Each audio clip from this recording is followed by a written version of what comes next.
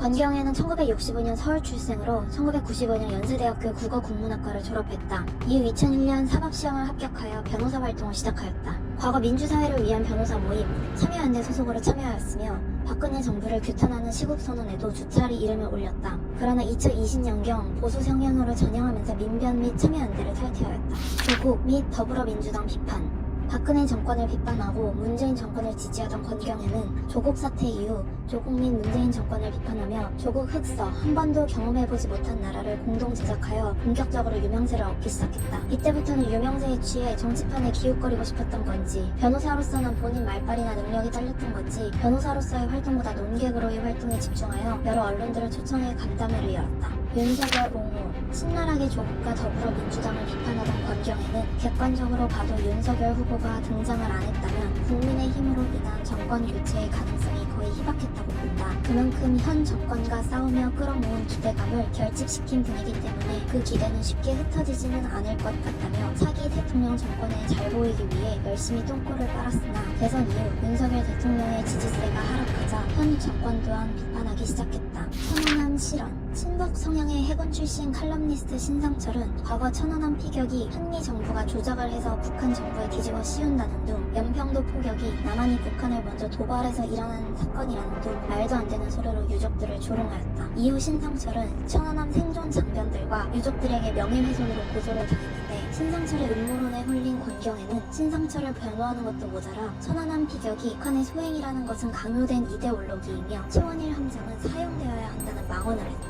이후 2021년 최대 피해자인 천안함 최원일 함장이 SNS를 통해 권경애에게 반발하자 뒤늦게 최원일 함장의 게시물에 네, 뵙고 말씀 나누고 싶습니다. 메시지 확인 부탁드립니다. 라는 대뜸 만나서 얘기하자는 댓글을 남겨 엄청난 욕을 먹었다. 해당 SNS 글을 직후 과거 입장을 번복하고 함장과 생존자 유족들에게 공개적으로 사과했으나 워낙 박쥐 같은 행보를 보인지라 그의 사과가 과연 진실된 것인지 의심된다. 은광여고 학교폭력 사건. 2012년 중학교에 입학한 박주원 양은 친구들에게 괴롭힘을 당하기 시작했다. 전체 대화방에 초대되어 입에 담기도 어려운 욕설을 듣기도 했으며 몸이 다쳐서 집에 귀가하기도 했고 어느 날은 물벼락을 맞고 온 적도 있다고 한다. 보다 못한 부모님은 학교 측에 도움을 요청했지만 학교 측에서는 되려 피해자에게 전학을 보내 결국 쫓겨가던 강화도로 전학을 갔다고 한다. 돌아오고 싶었던 박주원 양은 고등학교를 다시 살던 동네로 입학하게 됐는데 고등학교에서 또 괴롭힘을 당하게 되고 수학여행을 홀로 외롭게 다녀온 뒤 극단적인 선택을 시도했다. 재판 불출석 패소.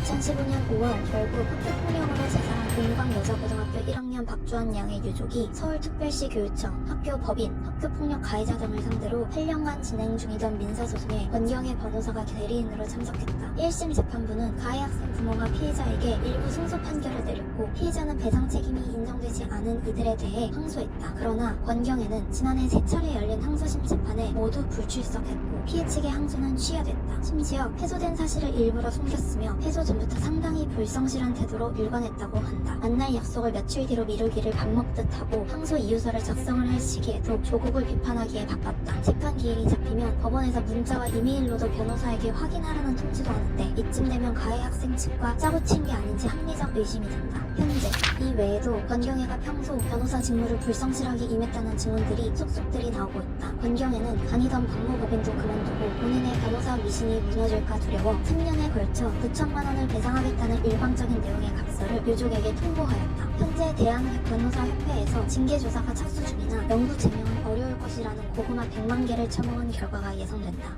경애야, 너 재판 출석 못할 정도로 그렇게 게을러서 정치하겠니?